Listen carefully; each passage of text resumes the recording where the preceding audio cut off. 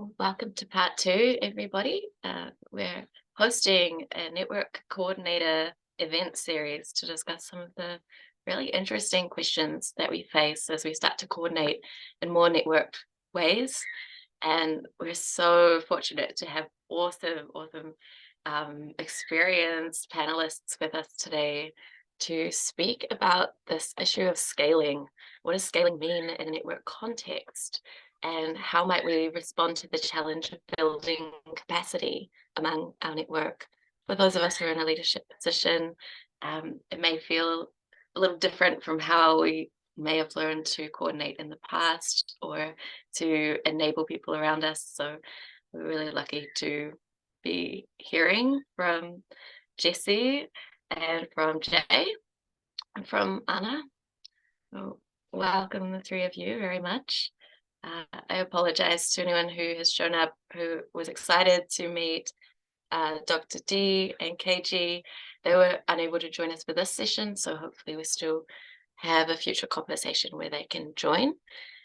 But we're very, very happy to have these three panelists with us today. And my name is Naomi. I'm also working with Socialroots and come from a network coordinator background as well. So I'm here to learn and guide the questions that come up.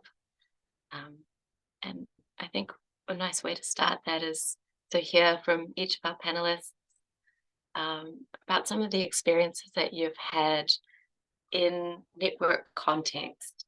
So maybe a way to start that is to think about an exciting moment when you're working with a network, in a network, as part of a network, and you felt that there was this growth happening through the network. You could feel traction, and how did that ground you in the role that you were playing? So feel free to riff on that one. Pass over to Jay or Jessie, whoever wants to take it on. Yeah, I'm happy to take the first question. And hi, everyone. It's great to meet all of you in the space. My name is Jessie, and I am part of this network called Impact Circles. And maybe just a little brief backgrounds of Impact Circle before I jump into sharing about my moment. So it really started 4 years ago when I was working in Hong Kong. This is where I grew up, and I'm not sure if I like everyone so aware. There were like left and right divide, which I think is very applicable and relevant to today's environment in the US. And there are just a lot of isolation or divide amongst even like my friends. So I think a very intuitive response for me was trying to look for ways to connect people beyond our political stance or our identity. And I feel like it was just a very strong personal urge for me to find solutions to create unification amongst groups. So I started Impact Circle really to look for solutions around um, things that all aspire to do. So social innovation was something that came up to me just really naturally. And because we all care about societies, we care about our well-being and happiness. So the whole identity around my network is about building towards a better society, building towards better human connectivity. So Impact Circle is this community around social entrepreneurship and social innovation, and has grown from like me, one person, and through meetup events and online forums, it has grown to like 4,000 members across the different cities or different countries. So I would say the moment that's most exciting or validating for me was when we had someone who was a Nobel Prize laureate who was visiting Hong Kong, and they heard about impact circles because we were pretty, I would say, probably pretty popular back there. And they asked me like, "Can is there opportunity for you to host an event where I can speak and connect with the local innovators?" And then it was just thrilling, right? Because I think that's the validation that we have the network, that we have the capacity to host someone with so much popularity and visibility in the social innovation space. So I think that's a validation. But I think mostly it comes from just this rapid growth in the especially first year when we realize there's such a huge appetite for a community like this. And just having like 5 volunteers who had followed along for 4 years, volunteering on expanding and deepening our impact in this network. So those are my moments.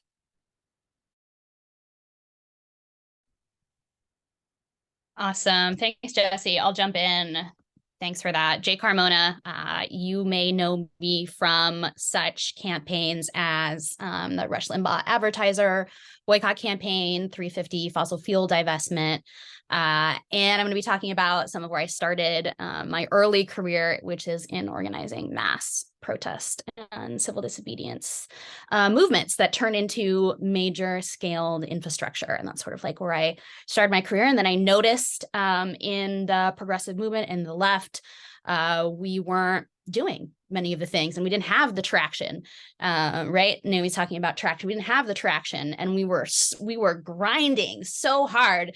And then literally, you have these movements, these massive movements just spring up and either fizzle or actually turn into infrastructure. And so my career has been about trying to merge the beautiful, intense, wonderful pieces of mass momentum, with the sort of mediagenic technology and campaigning that I also find is pretty necessary to things kind of moving forward. So I've done that. Organizing to base building to running digital campaigns, technology, and that kind of stuff has led me also to my current role in the labor movement at SEIU. But I would say a big moment of traction, this is where my brain went when I heard that question, is literally sitting in the 101 by West Coasters. It's going to be some West Coast like inside baseball here, but a big freeway, sitting in the 101 off ramp, blocking traffic with 6 friends of mine after Proposition 8 passed in California, which happened in 2008. It was a bill that made marriage equality, same-sex marriage, illegal in California. And there was a mass response to that turned into a gigantic response across the country and across the state, a wave of civil disobedience and direct action after that. And I knew that we had traction because we started sitting in the street and basically there was a big march and we pulled away from the crowd. And it was our feeling, there were only like 6 or 7 of us. And it was our feeling that, this is a moment where we need to show folks how powerful we are, and we need to feel powerful at the same time. And actually, so the march went, and then we started shutting down traffic, and actually the march, several thousand people actually turned around from the march and came back to sit in the street with us, right? So it's this immediate sort of ability to sort of like polarize and get folks to do more. Right, we're talking about a deeper level of engagement, right there in the street happening, right? And, thinking about how to scale and duplicate those moments and then build them in deeper so that they last and help create other moments. Awesome. So I'm Anna Jamborcic. I'm a co-founder of Socialroots, and I spent my career in software product development. In about 2015, I kind of got pulled into this kind of building of networks and trying to support movements with the Bernie Sanders campaign. So basically, up until then, I was doing a lot of like resource management software. And then I realized, we can't really do much if we don't have the ability to really coordinate and change policies and change how we systemically structure our world. And that really happened, I think, like there were a number of moments in the Bernie campaign, but the first one was like joining a Slack where there were 5,000 people who were specifically software developers trying technology. That was like, whoa, like this is a lot of skill, a lot of talent, a lot of energy. And then whenever like someone proposed something, there were always people ready to jump on. And I've never seen that before myself. So those were kind of the notable moments for me. Those are some great stories to touch on, and I really love that it highlights the complexity of different ways we can work in networks for different means, different purposes, and actually just beautiful to reflect on the diversity of experience among the three of you. I hope that maybe reflecting on some of these conditions that led to this, we might learn a lot from each other. So it makes me want to ask, what have you developed through the years of doing this work that allowed you to respond? Maybe you've grown aware of certain early warning signs that a big shift is coming, or that it won't come, and you know that extra work is required from you. So if you notice these kind of signs and how the network is preparing to respond or change, what are some tools you've developed in your own practice to respond and guide that?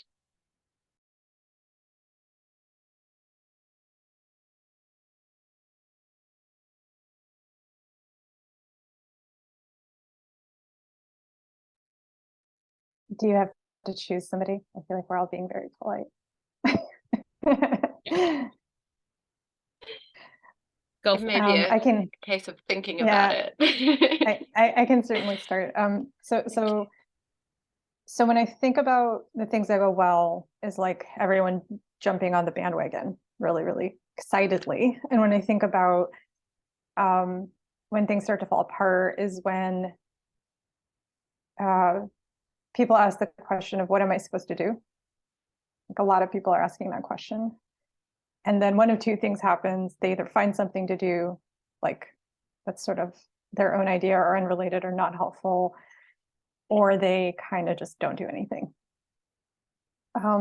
So to me, that's like one of the warning signs is when there's a ton of confusion. The things that we did to try to quell some of that confusion was we started to try to centralize. So Occupy Wall Street was to some effect our model. And what we saw them do really well is have like a public library. And they talked about like moving all of the information into the square so that everyone has access to the information. And I've also heard this talked about as like centralize the information, but decentralize the power. So the ways that different people, and the cool thing about, having a whole bunch of technologists excited about something is that they have a lot of skills within, like to build stuff with. So they built like all kinds of websites where there was like a directory websites of like who's doing what and all the different projects. I was on a group building Connect, which was like a Bernie Sanders volunteer management portal. And then we built like in Slack. I was a little bit of this point person, but there were a few people that bubbled up that were like just kind of the ears and like keeping track of who was doing what. And they were like kind of always there, like directing people, directing traffic, directing questions. And I think by accident, because the way that like electoral politics works is the campaign cannot direct volunteer activity. Like they actually legally cannot interfere.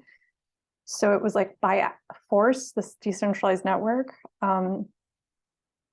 And it was just like people kind of filled in those gaps. And because there was no one leader to like distribute power, people just like stepped up and did stuff, and it mostly worked. Yeah, I guess I'll stop there.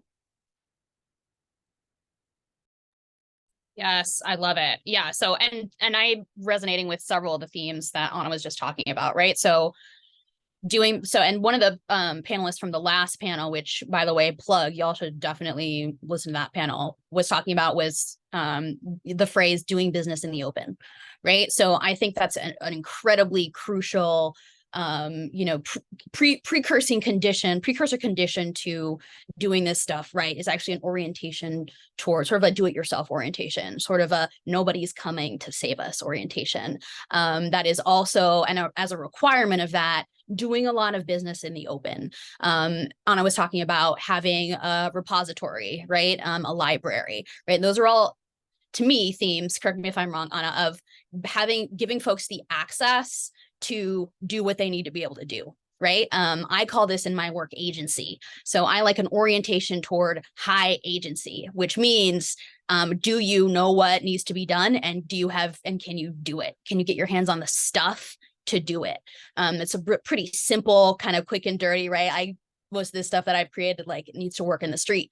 And I like those things because we know that it'll be a little harder to break, right? If, say, we send hundreds of thousands of people through that process, right? So that's an important one. I really like, and again, like, we could talk about the orientation to power that is clear, right, within that as well. But I think it's an orientation toward, right, everybody has the ability to do this stuff, right? Like, everybody is valuable, right? So that is a crucial scaffolding. If you walk into this thinking, I'm only trying to find the 5 most skilled people in this network and have them, right, like, take over, it's probably not a good orientation toward scaling later, right?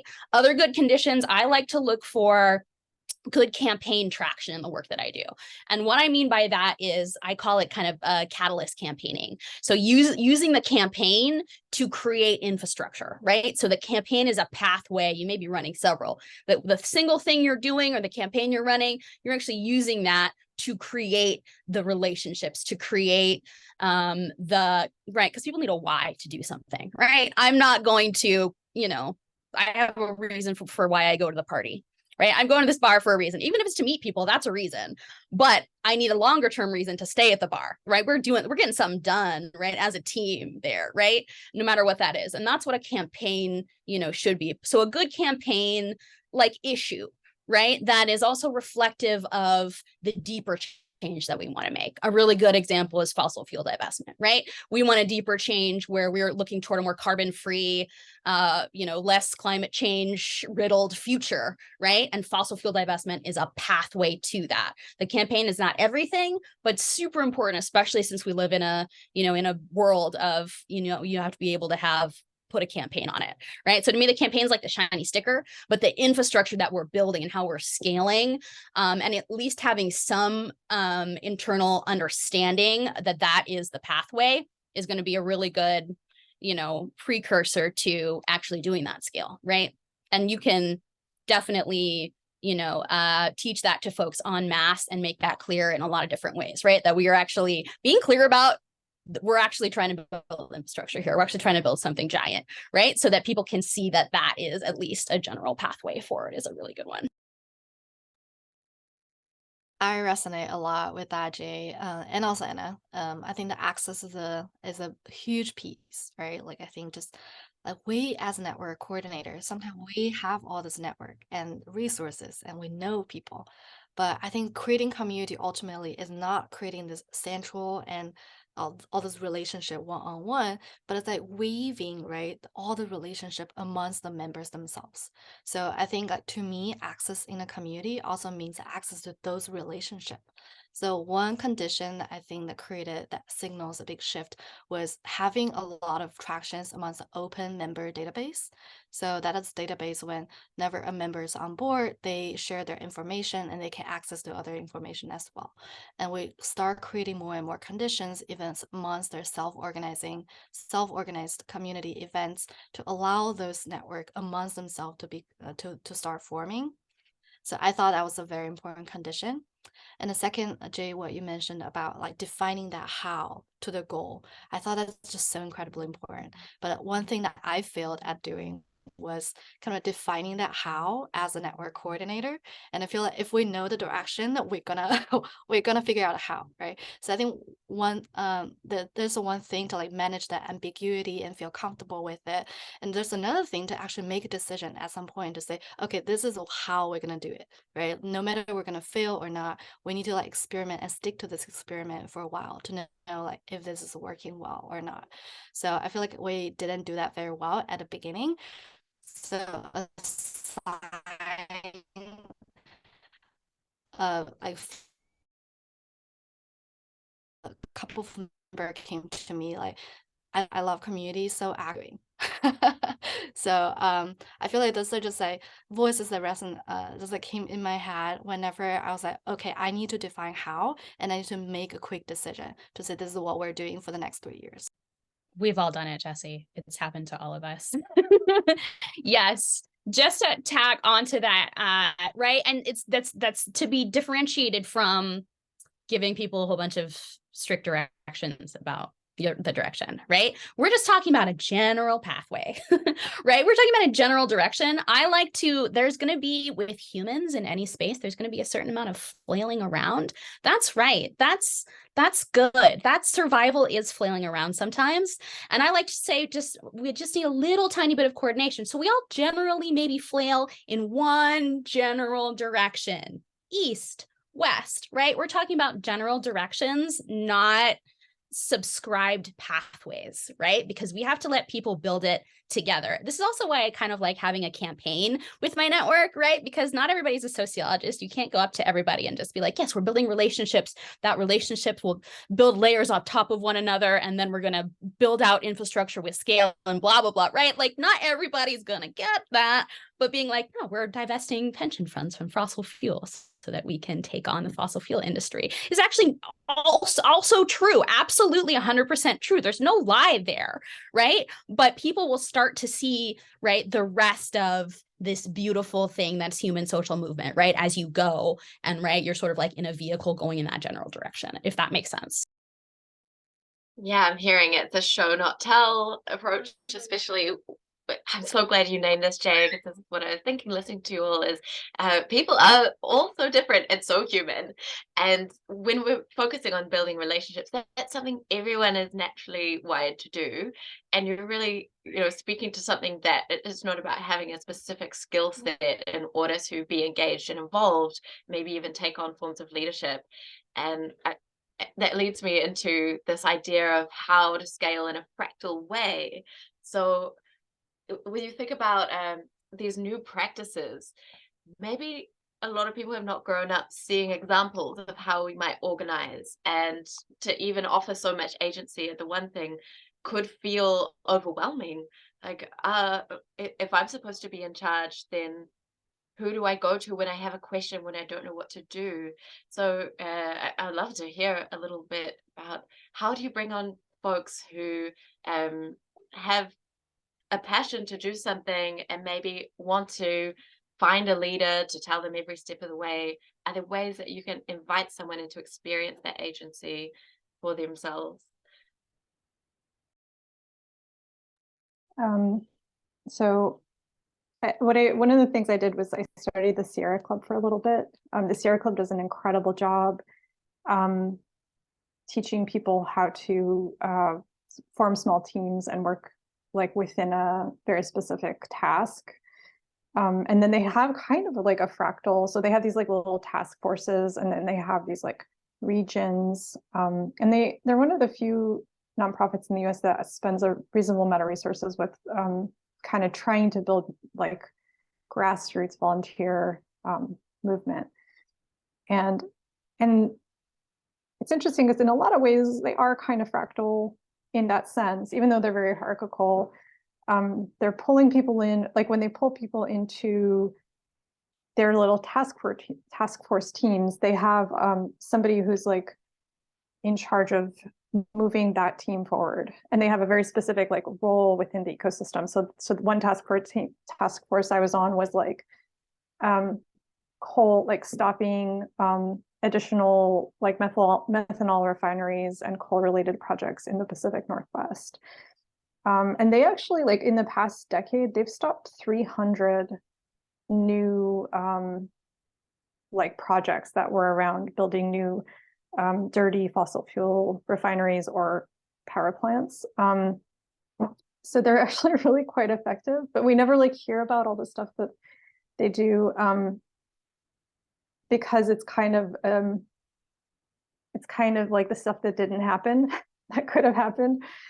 But so basically they bring people into this structure, and each pod has like these like established processes. So like you read these like rules of engagement. So these guidelines at the beginning of the meeting where it'll say like kind of like these ideals of how we treat each other and the ideals of what we believe. A lot of like pretty like ahead of their time in some ways. Like before it went mainstream, they were doing a lot of like sort of focusing on gender and non-white supremacy culture. And so, and then when you're there, like each meeting has a structure where everyone sort of has opportunities to talk to each other, has opportunities to give updates. And then at the end, you kind of sign up for the next thing you're going to do for that project. And what I learned from them was like having processes that are repeatable and established enabled them to scale and kind of distribute the work out more easily. But I don't know if it's completely fractal, because I don't think that the conversations and the power dynamics traveled back up. So what I really love to do is enable the movement of input and ideas and direction and strategy, also like to move back up into the decision-making strategy layer.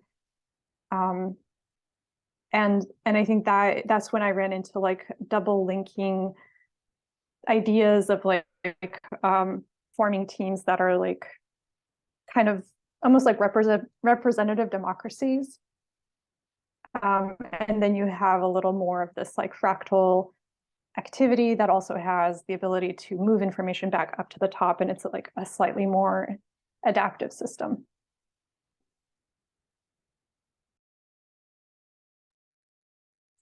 Yes. Okay. So I feel like we didn't quite get a good definition of fractal, and I love talking about fractal things. Can I does anyone mind if I define? Okay. So it's self-similarity. So I'm looking at this. So imagine a tree, right? And then so if you zoom in into one of those tree branches, the tree branch looks like the tree, right? The main trunk of the branch is like the trunk of the tree, and the smaller branches on the branch are like the branches, right? So it looks like, in a big sense, how it looks in a smaller sense. And in particular, I like to imagine that self-similarity at different levels that we also have different social organization at. So example, it looks like in your city groups, very similar to how it looks in your national groups.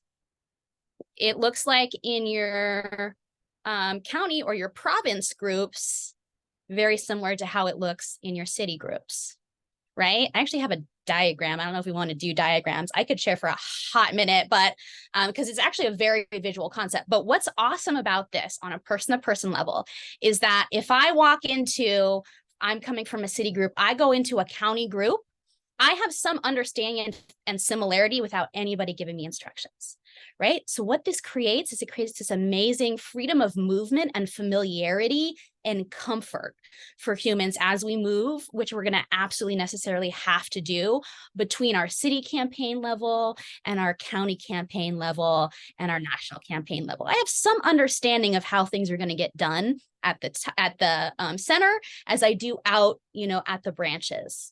Right. And this is a structure that translates literally into human psychological safety. And it works almost every dang time. And also, the ability, like Anna was talking about, also flexibility, right? If you can move between those things. And also it just creates an ability to get things done and form that infrastructure that much faster, right? Because what are you going to make on your tree? Probably another branch. So I have a starting point. I don't need to, go through a whole formation piece doing that. I can spin one up pretty quickly because I understand a bit about what it's supposed to look like. Thank you so much, Jay. I think it's so incredibly important even for us to just understand that, and how does that apply to networks. I think also back to your question about like how do we empower someone to experience that agency, right? I think it's so relevant to like how we create this fractal network. Like for impact circles, this is like literally one of our most important KPIs, right? It's a goal that we work towards. That is knowing those critical network, like those knots, right? When you think about networks, those knots, people who start gathering more resources, more relationships within this network, how do we empower them and make them believe in this is something that they can keep doing, and replicate the patterns of the network creation? So we successfully expanded to 2 different cities, Taiwan and San Francisco, the Bay Area, using similar, I would say, like replicating similar templates for event organizing. So it's like people who have joined events before, online or in person, knows what kind of events the value we represent, the event formats, it shows up. So I think, like you said, Jay, it's like familiarity, right? That's psychological safety. Is that when we go into a Starbucks, we know what we want to order. Like, not that I'm a Starbucks fan, but it's like those franchise, right? Like we know what they stand for and what products they offer. So I think it's just so relevant to network creation. Is that when you want, well, when you're want to scale fast, right? Replicate what worked before, but also just be mindful of the nuance or even sometimes like the differences, right, across the context, which is, I think, important for any network organizers to keep in mind. Yeah, and I will just say that events are such a good first action for your network, right? Anna, you probably saw some great, and I call them distributed events. This is now a little bit of an old term in US organizing. Ooh, a distributed day of action, right? But that's when all of your nodes, I call them clusters. You call them, what did you call them, Jessie? Clumps? What was it? It was good. It was very visceral word. The knots. The knots. Yes, the knots, right? Otherwise known in network speak as nodes, right? Each one are putting on an event. Well, you can do the reverse. So you can do, right, where you start an event and use that to be like, hey, you just organized this awesome event, or you came to the awesome event. Let's be a group now, right? And you can at least usually get 10, 20% of everybody who put on an event to actually turn into longer term organizing. It's an excellent, excellent way to turn, right, an initial huge scale, medium moment or sudden interest to parlay that into long-term infrastructure.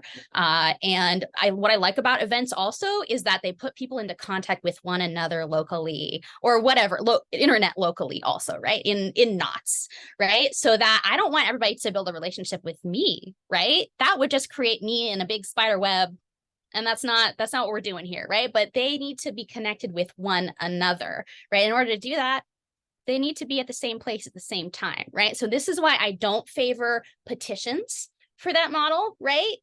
But I favor events because they're doing that necessary work of actually just create, right? We don't have to be responsible for creating every relationship, but we can help create the conditions under which humans can form those relationships, right? Absolutely. Yeah, just to kind of add to that, Thank you, Anna. Yeah. like when I think about, I think with the Bernie Sanders campaign, a lot of it was luck, right? A lot of it is like there was like an idea that a lot of people agreed with, and then there was just enough sort of excitement, and then Slack was kind of new, so there was like curiosity around the technology, and then there was like kind of this like moment of hopefulness that kind of there's a lot of community building too behind the scenes that people did in advance. But some of it was like these like different forces came together just at the right time, just perfectly. But kind of to Jay's point around like the fact that there wasn't any like clear, like you are going to do this, here's like 5 slots to sign up, it forced people to talk to each other. And then that forcing people to talk to each other and talking about what do they want to do and like how can their skills help. Actually, I think that did propel a lot of energy forward that maybe wouldn't have been there otherwise.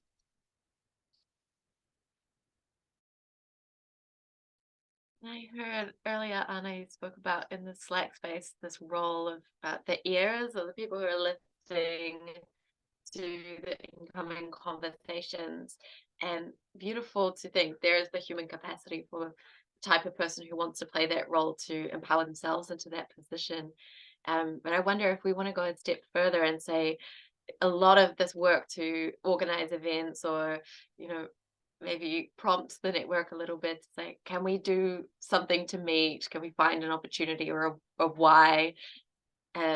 Amongst that infrastructure building, are there particular roles that you try to empower, maybe host a kind of upskill workshop or a training for people in the network so that they can play a particular role? Yeah, I'm happy to take this one first because it's very relevant. I think like growing out network is all about empowering those individuals to be able to host events. For us, events is the core because Jay, you said it beautifully. You know, we need to create a space where people can be in the same either geographical location or in the same digital space to create that sense of movement, right? And I think what's unique about our space is it's emotionally charged. We don't want events to just be about learning about particular, I don't know, topic or particular skills, but it's a space for us to reflect as humans, right? What's important to us, and have a space for us to meditate on things that are important, but that goes beyond just doing business. So I think just having that sense of movement, it's incredibly like core to our identity. So empowering those few individuals to be able to scale up our community is all about having them to understand those values, that skills to host or hold space like that. I think that's as Yeah, absolutely. I am a big fan. So this is where some mapping can come in, I think, very, very handy as a tool to help kind of clarify this as well. But, Jessie probably knows exactly the step pathway that someone getting an event, right? And you know and when I say pathway, I mean something that multiple people can travel multiple times, right? It's there all the time, even when I'm asleep, still there, right? And that's crucially important right? We're actually trying to create systems here, not one time, 100 times, 1,000 times, right? And so I use a very simple diagramming process to kind of diagram out these steps. It's actually something that we've done at Social Roots together. I'm sure Naomi has been subjected to several of my diagrams at this point. And so here, I'm going to drop a simple one in the chat, but it's essentially, right, we are some portion of all volunteers are going to be interested in doing a little tiny bit more at some point, right? And I have organizations who tell me nobody wants to do more. They're all just passive.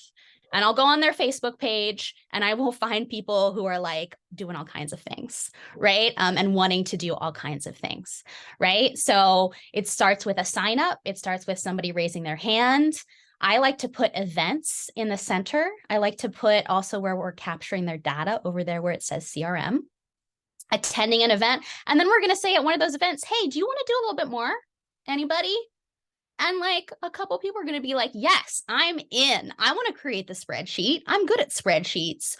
Or I want to organize an event. Or I want to do this, right? And we're actually just going to utilize those folks and give them access to the tools to do whatever they want to do there, right? Like organize mobilizations, recruiting supporters, recruiting leaders. Those are some really important ones, right? Is recruitment and training, right? And we're actually going to let those volunteers also train each other, right? Again, this is how we so it's not only going to keep our engagement really high, it's going to keep our overhead really low.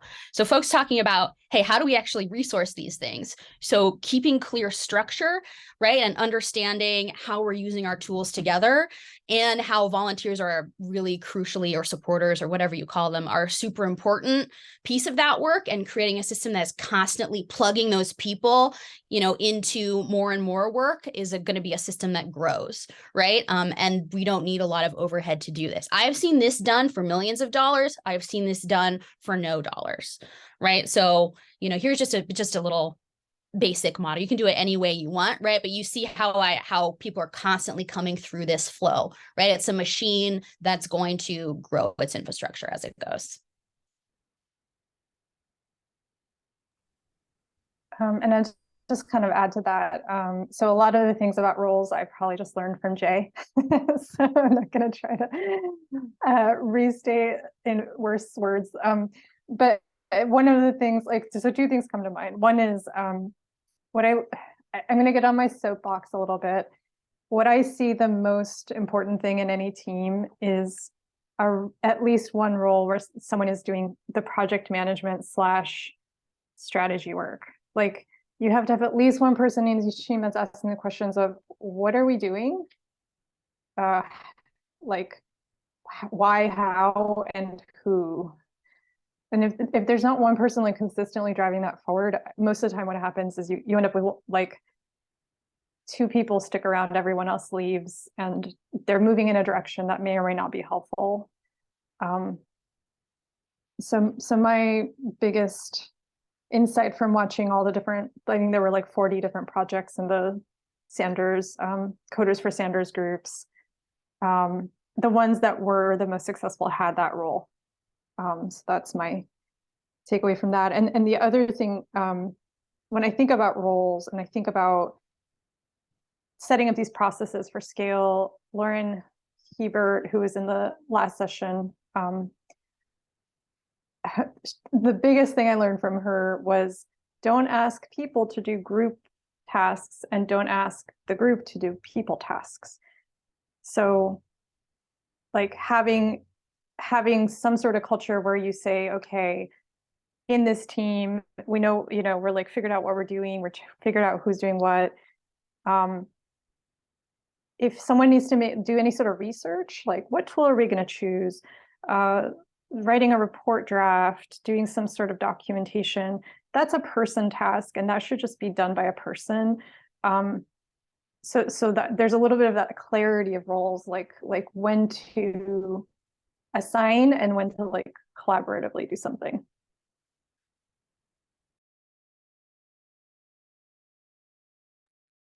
Have you ever noticed where the human anti-pattern for a lot of things to fall on a very charismatic person needed shaping in a network? Or do you feel as though having this infrastructure in place kind of creates a resistance toward the hero worship culture?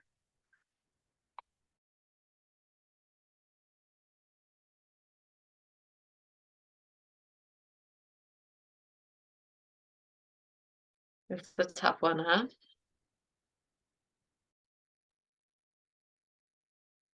Go ahead, Jessie.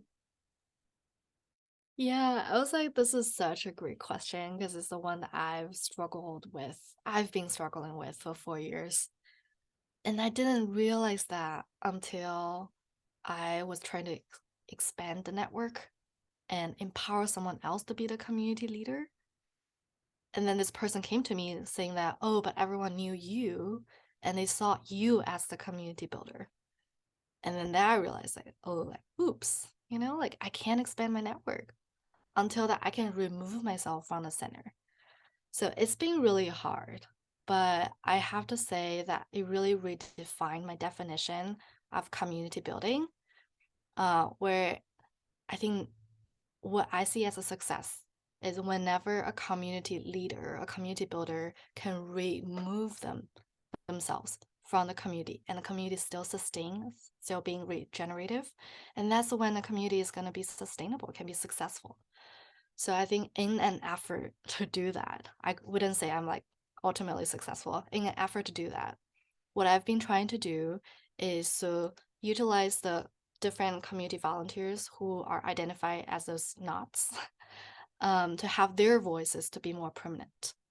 So removing myself from that constant announcement, right? The name that people identify with, but having them to make the biggest announcement and having them to be the one interacting with the members and do the surveys, do the feedbacks, and have the one-on-ones.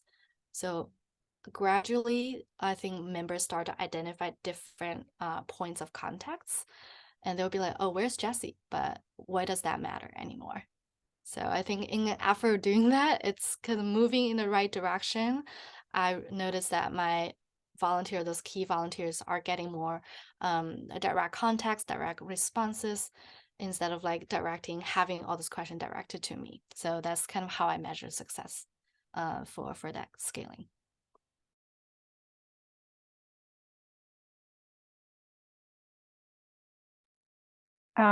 I guess I can only speak to a couple of instances. The times I've seen it work really well to not have this charismatic leader leading is when people are really, really clear on what they're doing together. So there's like a really clear, like, we are here to get universal health care, or we are here to whatever it is that people are like excited about, and having that be the reason they're there, instead of we're here because we know somebody, or we like this person.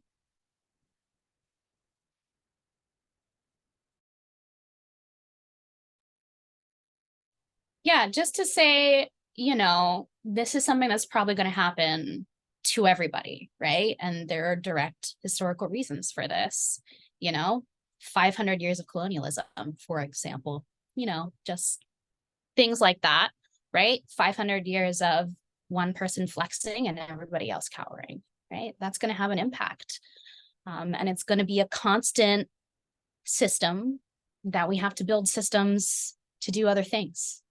And to push back on if necessary, right? It's almost like a pull of some kind of gravity, right? That's also trying to pull our organizations into the shape of a pyramid constantly. It's like reverse gravity, right? And so we have to structure I'm a big advocate of structuring ourselves to understand that is going to try to happen a lot, and it's going to try to happen. It's not necessarily even because, right? Jessie, you spoke like a true organizer when you're like looking around going, uh-oh, true. I feel that in my heart. And so I think that we can take that on with structure. What we're talking about, a consistent pull toward the horizontal instead of vertical, right? We want to expand out. And I go as far as to not doing diagrams that look even like pyramids. All right. Like, it's imagination level depth that authoritarianism has put itself into. And so we have to go imagination level to pull it out or to create something else. And it has to have something to replace it, right? So replacing looking up at the boss to myself and looking at my working group to looking at the people next to me, right? Is like, that is a huge job, right? That is really, really big. And so structurally and then personally. So personally, I like to model an orientation that's every job that I take on I'm a steward of that job. And I like to use the word steward instead of leader. I think that vocabulary matters, right? Again, because we're going to that deep sort of like imagination level, right? And also the ability to create psychological safety, I also is pushing back, right? Because if we feel unsafe, what are we going to fall back onto? Probably the oldest, harshest things that we know, right? Is I consider counter to that, right? Which is never to say we don't ever get into a situation where we need one or two people making a quick decision, because we do, right? But we can choose those things. So structure, personal level, I'm steward of everything. And what is a steward? A steward is just holding something for somebody else, right? That's what I'm just holding these things for the next person that comes along or the next couple people, right? And so there's this constant ability to, distribute tasks is another really good one. So that's more like an interpersonal one. So that's like 3 levels, right? All right. We feeling good about some strategies here for taking on that, right? And then we could also talk, about once you've accidentally found yourself in that role, what to do. But I actually feel like that's just organizing yourself in, organize yourself out, right? It's bound to happen. And then we can also mix it up with, say, rotating stewardship structures, right? So I'm here, that's something that is widely recognized, even in traditional democratic systems, as something that's good and that helps us not have people entrenched. And I also think about charismatic leadership as kind of a flaw in the system too, right? Because what if that person gets burnt out? We just had a whole panel about how often people get burnt out. It's actually a vulnerability. So no matter what you think about, that the structure, aside of all of the other stuff, it's a structural vulnerability in our systems, and one that's constantly trying to assert and replicate itself. So all we need, what we need to do is just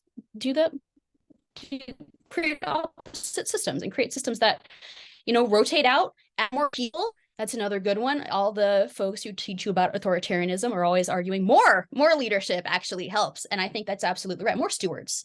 Let's put 2 people into this role. want to mention double linking bonds. So everything, I don't ever ask one person to do anything. I don't ever introduce one person to one person. When I'm doing network work, it's always two, 3 people, put them in there. It's just a good general practice to double link too. I think as I'm listening to that, I'm hearing how, there may be structures that we interface with for our network to be effective, which pull us into a certain direction, create that kind of anti-gravity into a triangle. And maybe we can spitball a little bit about what are some of the functions that networks have to work out how to perform in another way. One of these that very clearly resonates for me is how to create trust with funders so that we can continue to bring resource into our work. If they're so used to identifying the leader and you're saying, actually, can you speak with this other person, or to even gather impact metrics through the network.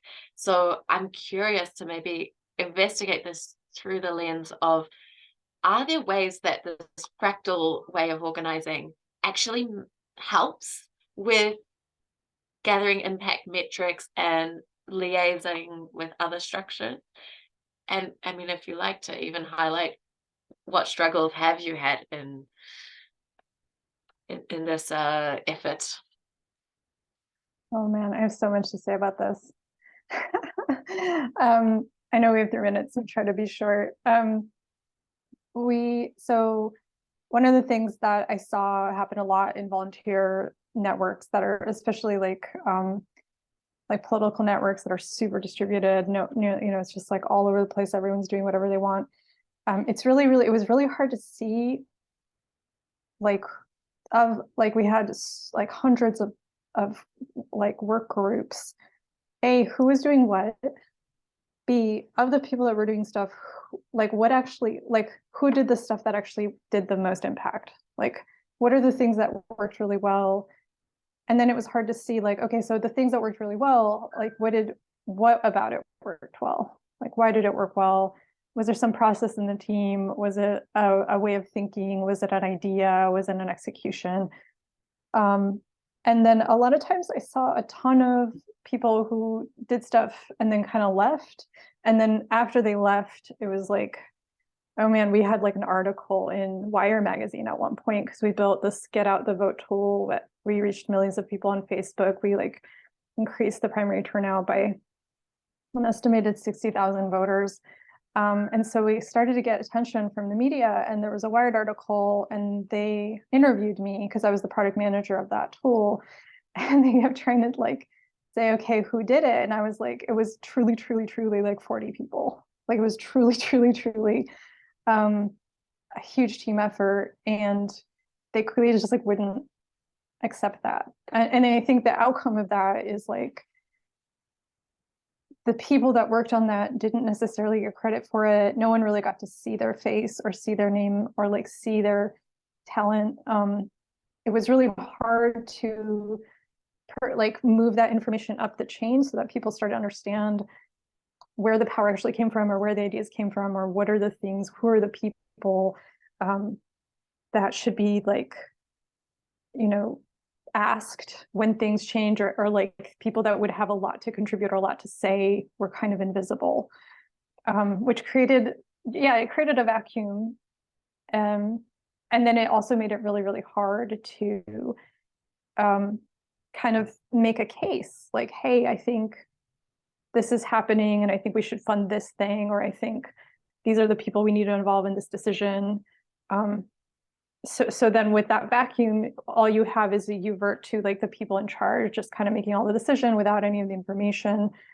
And oftentimes, the wrong things get funded, the wrong people get asked. So it's actually like, shameless plug for Social Roots, but that's like one of the reasons we're building Social Roots, is to make some of that invisible work visible.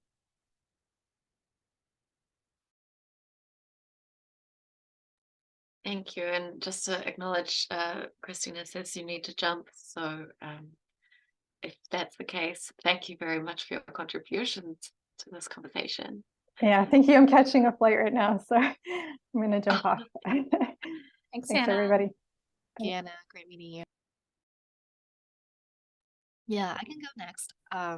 Please.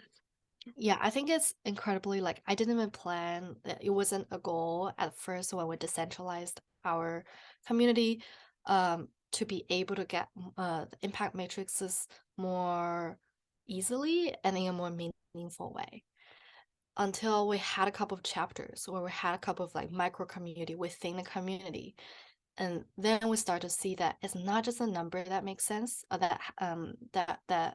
that's applicable, but it's also the stories, right? So when we had those core volunteers who started their micro communities or different chapters, we realized we have more and more stories, right? The compelling stories that they collected because they've lived through it personally through creating events and interacting with members. Those are actually what help us to fundraise most of the time. And also our funder, it's probably worth mentioning that our funders are also members of communities, right? So it's really a community for community and by the community. And because they're the one who are, the volunteers are the one who are able to come up and consolidate those stories, insights, the kind of outcomes of the events, they're the one who are able to talk to the funders who are also their members, right? To say, hey, you're also part of this, but look, this experience, it's across the board. So why don't we, keep this going? And why don't you help us out? So I just feel like it's been really helpful to have that fractal scaling practice to not just get the data, but also use the data to create that case that we are worth being funded. So it's been really helpful to have more kind of micro community who follow the same practice.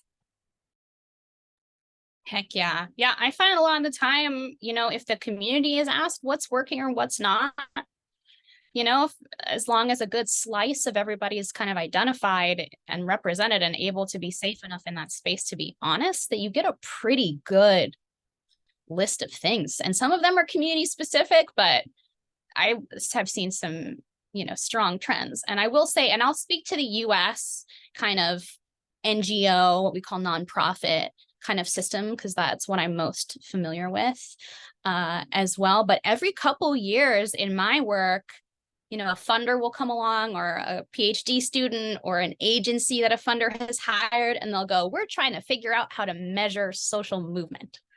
Right. And this is like the first couple times that happens, you're like, cool, I'm so down.